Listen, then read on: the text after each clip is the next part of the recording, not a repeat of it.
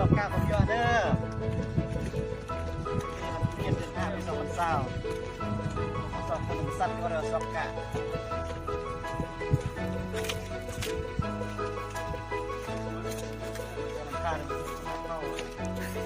มาพูดขี้ยังไง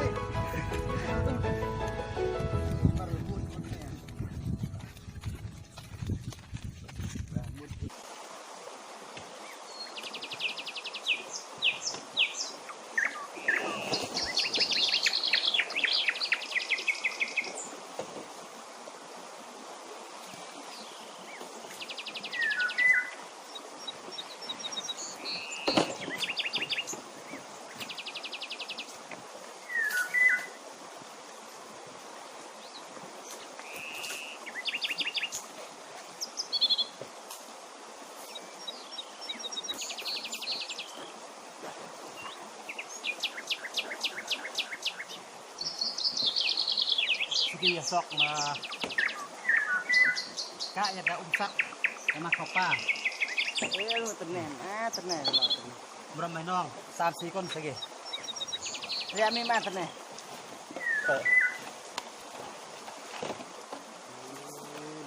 ลุงแหละ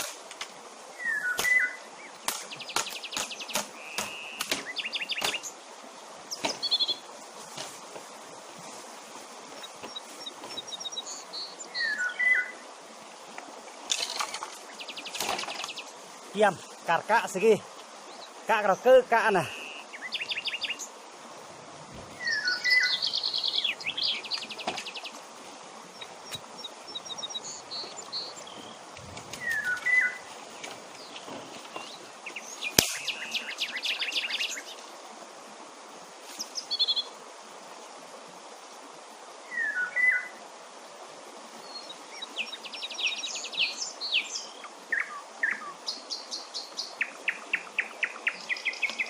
กำลังมาเพื่อการกะ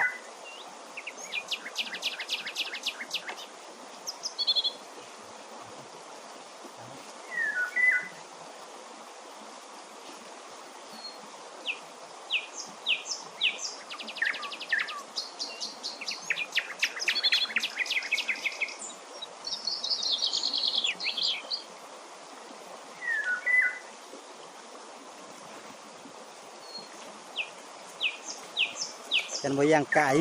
ปลาหมักกินยาเลยโอ้เฮ้ย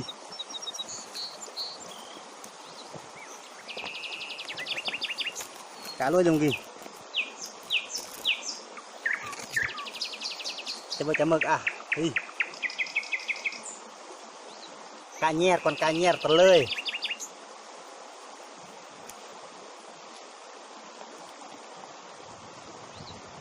keseruñ dan keseruñ dok ni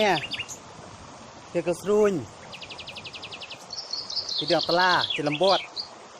mengkak king meriak ke thấy 1 năm cả đấy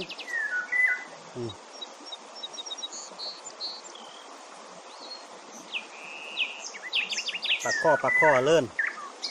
เอ้ยน้องเบี้ยเฮ้ย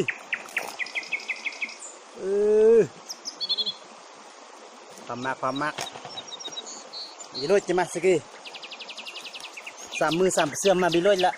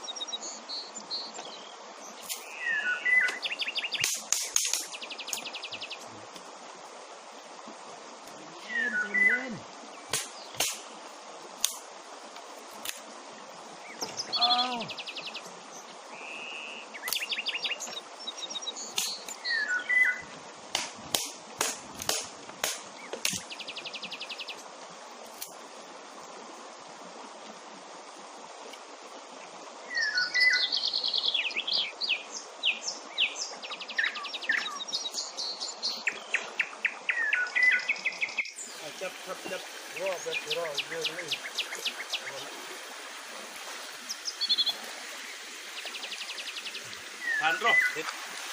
กำลัง โอ้ยยุ่ยหมดเพื่อ แกงปลาเด้อ แม่นระเบิดเลย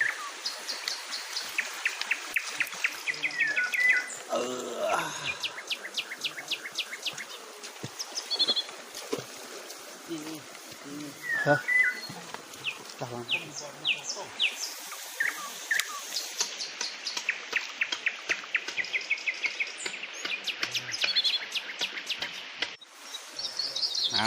มาเบิ่งมาจะลำเป็นสุดเลย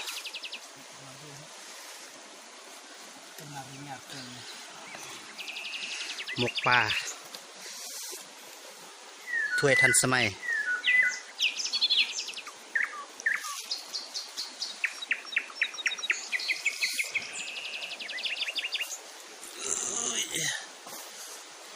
แซ่บแท้มันนี่สอกหายากอาหารปลอดสารพิษ โอ้สู้กันสลอดของสู้ได้อมกี่แล้วมั้งอมทีบไปดิสลอด แต่สอดน้ำเงียบเราคือเทียนปลอดนี่ ตัวน้อยตัวใหญ่ให้ตัวเราเสียยืดลงได้ก็เราตอนกี้เราตอนกันด้วยมีดนี่ ปลาทุก มันกี่อยากลำนะ ของแท้สอกล่างกำจัดลังกี้นี่ เมียรุ่ยจังเลยเมียรุ่ยแล้ว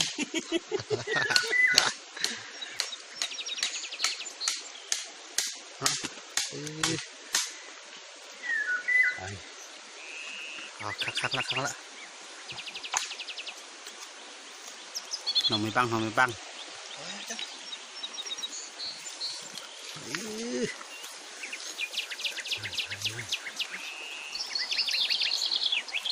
ลำโอจะเกิดฮุบน้องไม่ฮุบกันเดี๋ยวอะไรดิอมนี่เอ้ยตรงร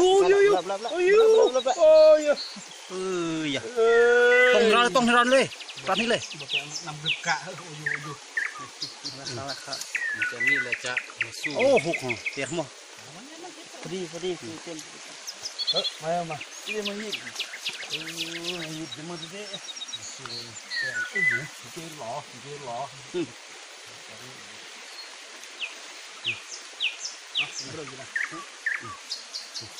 อะไรไม่ ยังกี่เดือนเมื่อกี้ นี่มันสดเหมือนเด้ เจ้าดินเจ้าดอนเจ้าบอนเจ้าที่มาสุดดีเลยมาหันบ้านม่านนะบนตัวน้ำเนี่ยรอดปลอดภัยมาเขาป่าสุขภาพเรื่อง